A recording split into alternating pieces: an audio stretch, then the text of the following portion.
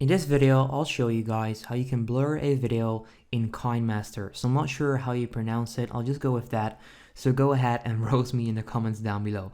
Anyway, right now I'll show you how you can do this. So to start this off, I opened up a clip in my timeline, and that's what you want to do as well. So make sure you have the clip right there. Select the clip and then you find all of this, right? So you would think that it's in here, but it's not. So don't select your clip and then click on layer.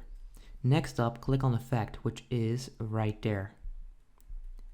Once you do that, you want to click on this arrow to see the basic effects, and then right there you'll find a Gaussian blur. All you need to do is click on it and it will then add the Gaussian blur. You can then play around with the length of that blur as well. So if you want to blur the entire video, basically do it like that. You can also customize the blur, so make sure you select it, then right there you'll find settings, just like that, and you can then change the blur strength. So if you want to blur it like that, put it at 20. If you want a very light blur, maybe put it at 2 or 1. But that's pretty much how you can blur a video in this video editing software. So if this video helps you out, make sure you go ahead and leave a like on the video. I would appreciate that, and then I'll see you in the next one. Have a good day.